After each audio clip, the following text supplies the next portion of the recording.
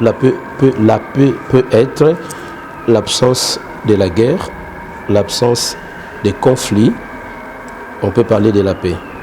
Mais bibliquement parlant, la paix, c'est d'abord lorsque on vit avec Dieu. Lorsque on est réconcilié avec Dieu, on a la paix, alors on peut partager cette vie-là de paix avec les autres.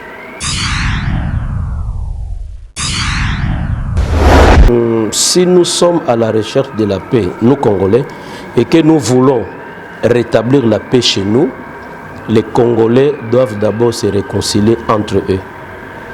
Parce que ce qui fait que le Congo vive la crise de la paix, c'est parce que les Congolais est lui-même divisé. Il y a d'abord cette crise-là entre Congolais. Alors si les Congolais se réconcilient avec les Congolais, je pense que nous pouvons demain ou après-demain vivre la paix. Mais voyant d'abord tout ce qui se passe dans le pays, les politiciens ne sont pas ensemble, les hommes d'église aussi, parfois. Comment on peut combattre l'ennemi si nous sommes divisés? Et il y a ceux qui sont avec nous, donc ceux qui sont congolais comme nous, mais qui soutiennent l'ennemi. Vous voyez? Alors, tout ce que nous arrêtons chez nous, tout ce que nous pouvons avoir comme stratégie chez nous, toutes ces stratégies sont révélées par les Congolais à l'ennemi. Alors là, nous sommes faibles. Et nous devenons de plus en plus faibles. Donc s'il n'y a pas unité, et s'il n'y a pas réconciliation entre les Congolais, ça sera très difficile qu'on espère à la paix chez nous. Est-ce que les pasteurs aussi ont une particularité dans notre pays? Oui, les pasteurs ont une particularité chez nous. Les pasteurs ont aussi un travail à faire, mais il y a un problème chez nous que le pasteur est saboté, le pasteur est injurié, le pasteur n'est pas respecté. C'est encore un problème. Et là, ça crée maintenant encore un conflit entre pasteur et... Non.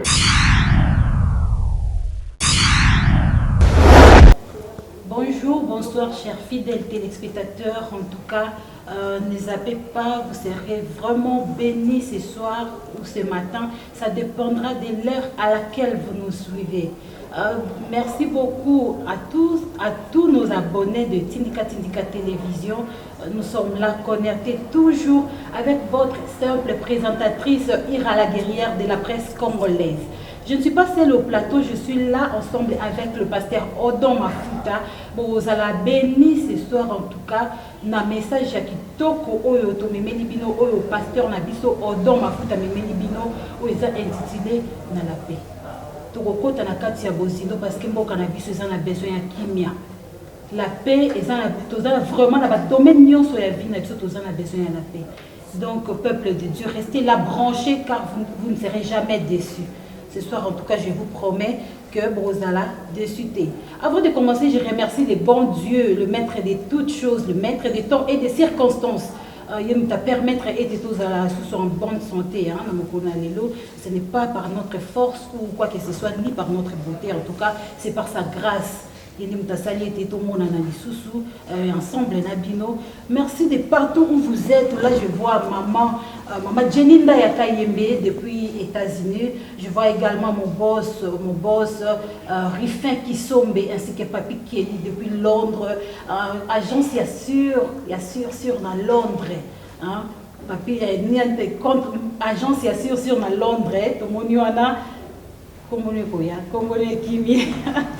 Et donc je vous présente d'abord le pasteur Otozana et ensemble notre invité en tout cas pasteur Nabiso Tokoye Banakobeta Masolo et Tali Kimia parce que tout ça vraiment on a besoin de Kimia le ligne na ute ko Banabino. Je vais déjà saluer pasteur. Bonsoir pasteur. Bonsoir maman Irène. Comment vous allez? Oui, par la grâce de Dieu ça va. Merci beaucoup pasteur. En tout cas peuple de Dieu baza branché en ces moments pour écouter, pour entendre le message pour écouter Painayo ou nous le Belabiso sur la paix. C'est quoi d'abord la paix? Parce qu'il y a des ceux-là, y éviter, toujours la paix. Mais c'est quoi la paix? Bon, la paix c'est un concept vaste. Mais nous voulons le définir dans les cadres bibliques. Et dans Matthieu chapitre 5, Jésus a dit « Heureux ceux qui procurent la paix, car ils seront appelés fils de Dieu. » Alors, bibliquement parlant, Dieu est appelé Jéhovah Shalom, qui veut dire les dieux de paix. Donc, Dieu est lui-même le Dieu de paix. Alors, pour que quelqu'un soit procureur ou porteur de la paix, il est d'abord appelé à se réconcilier avec Dieu.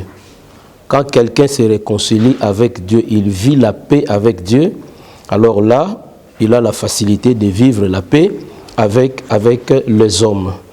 Donc, la paix, c'est la vie de Dieu en nous. Là, je suis dans le sens biblique. Parce que dans le sens du monde, la paix peut être l'absence de la guerre, l'absence des conflits. On peut parler de la paix. Mais, bibliquement parlant, la paix, c'est d'abord lorsqu'on vit avec Dieu. Lorsqu'on est réconcilié avec Dieu, on a la paix, alors on peut partager cette vie-là de paix avec les autres. Merci beaucoup, pasteur. Nous voyons un peu notre pays un peu menacé. Si nous pouvons parler de la paix, d'abord à commencer par notre pays, par notre propre pays. Le pays est menacé, nous voyons comment est-ce que les Rwandais nous menacent à tout moment. Ils veulent conquérir notre pays, ils veulent du désordre, du trouble dans notre pays. Que dites-vous par là? Bon, le Congo a besoin de la paix et le Congo est en train de passer des moments de crise de la paix. C'est-à-dire, la paix est recherchée chez nous au Congo.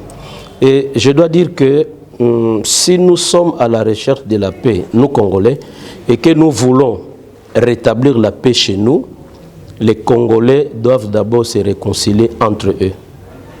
Parce que c'est ce qui fait que le Congo vive la crise de la paix, c'est parce que les Congolais est lui-même divisé. Okay. Il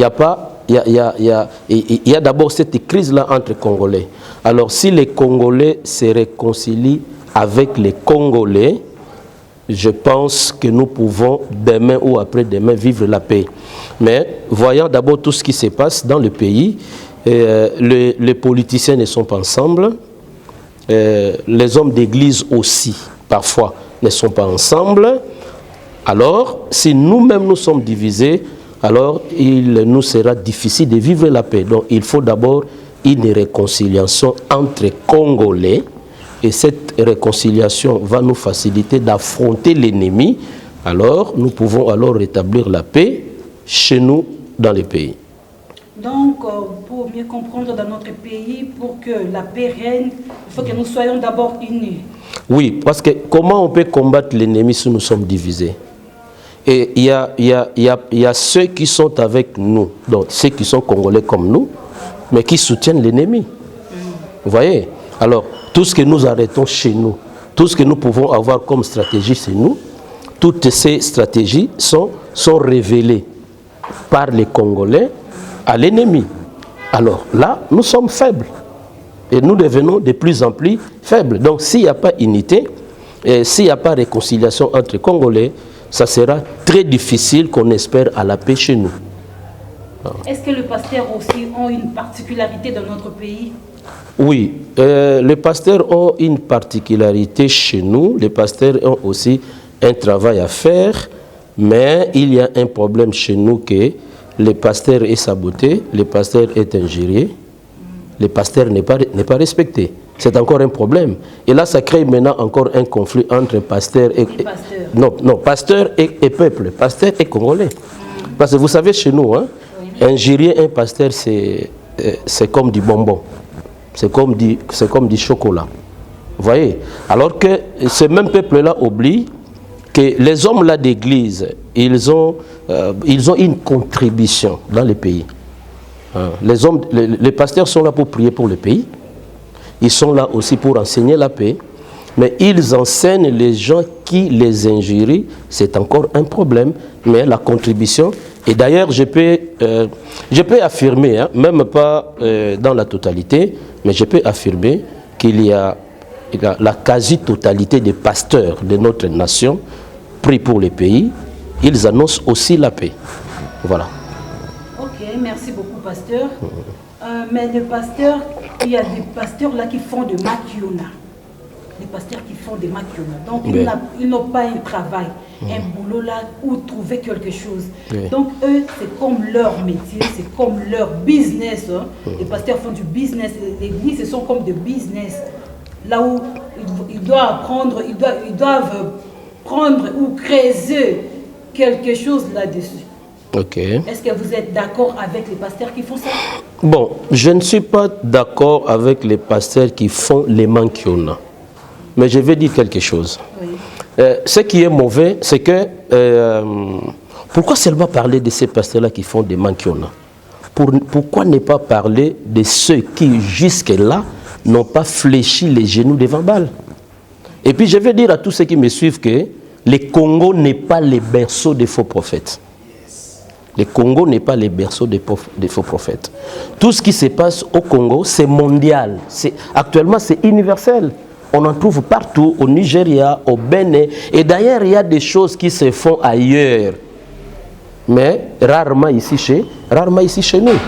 Alors, il y a des gens qui pensent, parce que chez nous, quand j'entends un Congolais parler des pasteurs, c'est comme s'il n'y a plus rien comme pasteur qui garde encore la vérité biblique. C'est comme si tout le monde est égaré et tous les pasteurs sont faux. Alors, quand on parle des faux, mais il y a une antithèse, c'est le vrai. Alors, parce que les mots faux existent, c'est que les vrais aussi existent. Alors, s'il y a ceux qui font les mankiona, ok, alors, que dites-vous de ceux qui ne les font pas, mais qui prêchent droitement la parole de la vérité, qui prient pour cette nation, qui prêchent aussi le peuple de Dieu comme Dieu le veut? Ils sont aussi là. Alors, il faut que ceux-là soient reconnus, soient aussi respectés, parce qu'ils sont tentés de faire un travail peut-être méconnu des autres. Mais ceux qui font les mankiona, bon, chacun de nous aura sa part. Alors, laissez-moi vous dire avant de terminer que Jésus a donné une parabole. Il a dit que quelqu'un a semé le bleu dans son champ. Pendant que les gens dormaient, une personne est venue s'aimer l'ivraie. Maintenant, on a demandé au propriétaire du champ d'arracher l'ivraie. Parce que quand l'ivraie croisse, il a toujours tendance de s'attacher à la vraie sémence. Alors maintenant, le propriétaire du champ, il a dit non. Parce que j'ai semé le bleu, mais maintenant l'ivraie s'attache au bleu. Si j'arrache l'ivraie avec cette force d'arracher, je risquerais aussi de perdre quoi? Le bleu.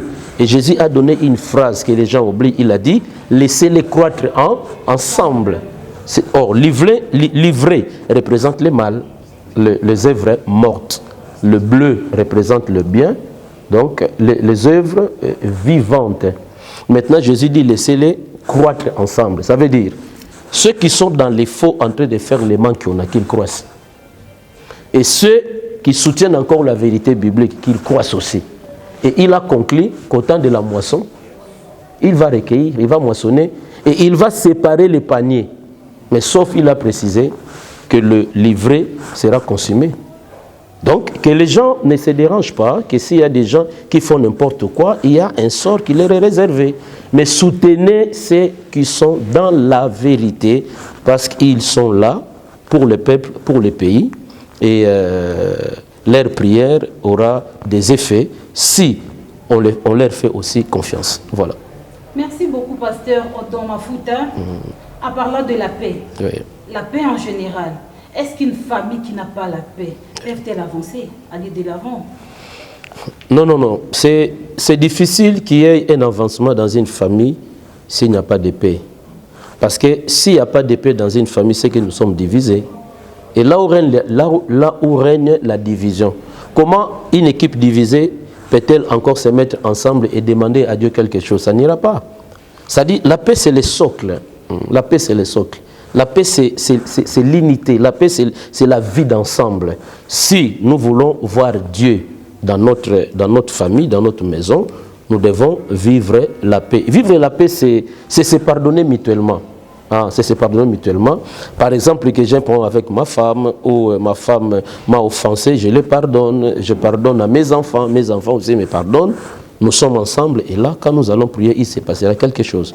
Mais lorsque dans une famille, il n'y a pas de paix, c'est difficile même qu'une prière soit exaucée parce que nous sommes divisés. Il y a des familles qui sont ensemble, comme ça, là on les voit qu'ils sont ensemble, mais en vrai dire, si vous entrez dans cette maison, vous entrez en réalité, papa, maman ne s'entendent pas. Oui.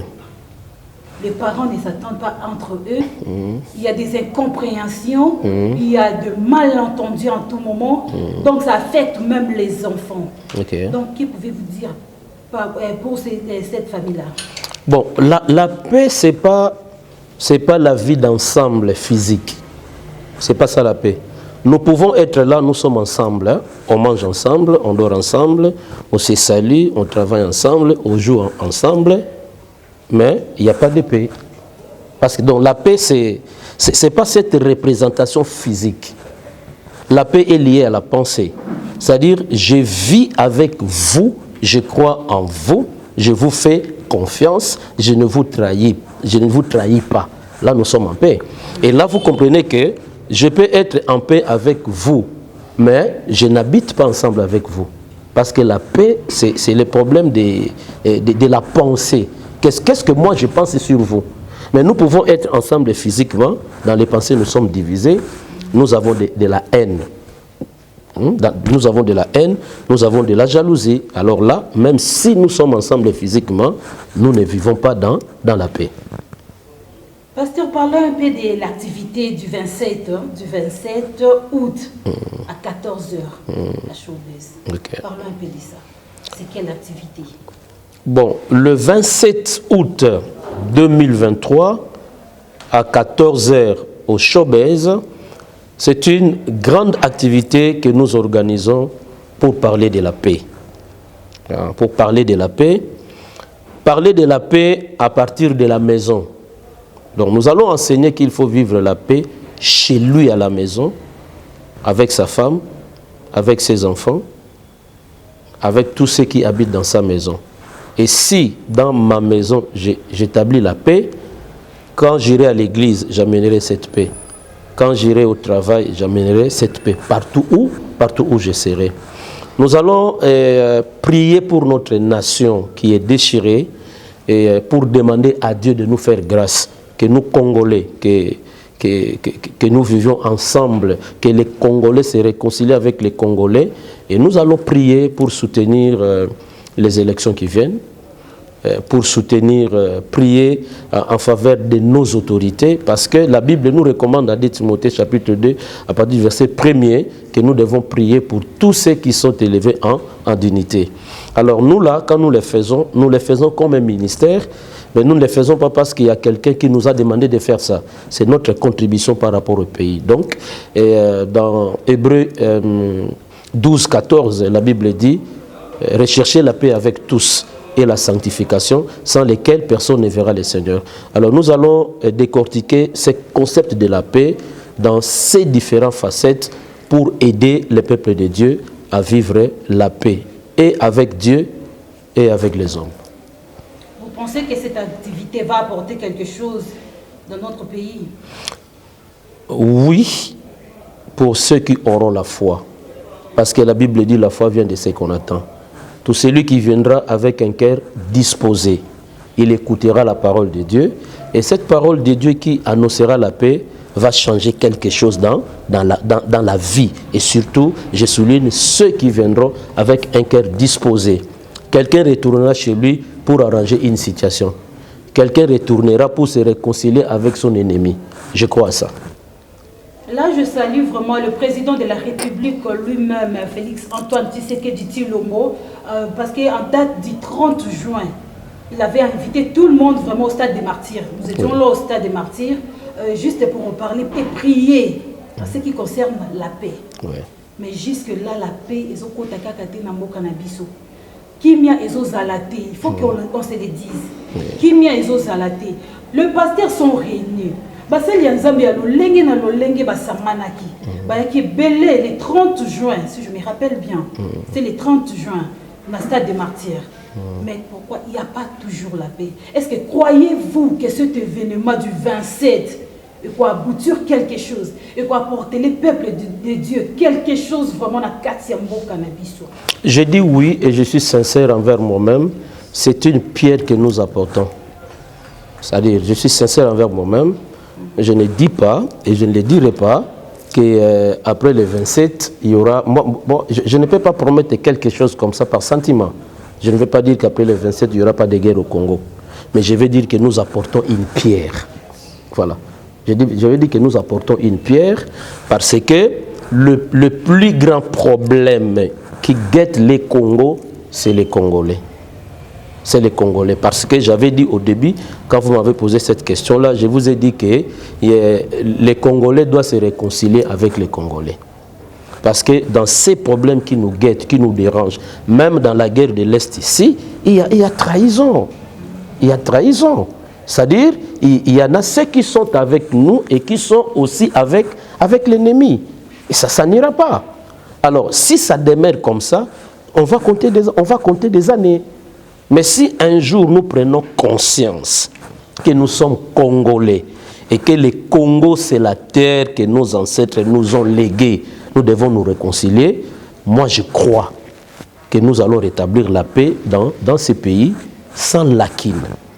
Mais si ces divisions et ces conflits continuent à persister entre politiques et aussi entre peuples, et vous savez, bon, je ne sais pas, je ne vais pas vous demander, vous avez quel âge, maman Irène, mais je voudrais dire qu'au temps de Mobutu, nous avons vu dans ces pays qu'un Louba pouvait aller habiter Bandundu. En ce moment-là, on ne disait pas Muto Azana pouvoir Azali Mungala, pouvoir Ezaya Bangala. Non. Vous voyez? Parce qu'on avait une conception que le Congo appartenait à nous tous. Et d'ailleurs, il faut que les gens sachent que le mot république, le latin dit res publica, ça signifie bien commun. C'est-à-dire le Congo nous appartient. Si aujourd'hui, c'est son Excellence le président Félix Tshisekedi qui est là, même s'il gagne encore le deuxième mandat, plus tard, il finira par faire quoi? Par laisser. Et celui qui viendra là, de n'importe quelle province il sortira, il sera toujours le président de qui? Des Congolais. Non, le Congo nous appartient.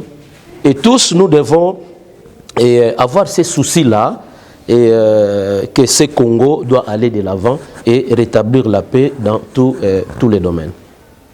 Qui est ennemi du Congo, de la paix, qui ne veulent pas que la paix entre dans notre pays? Bon, généralement, quand nous parlons, nous essayons de dire que ce sont les Blancs.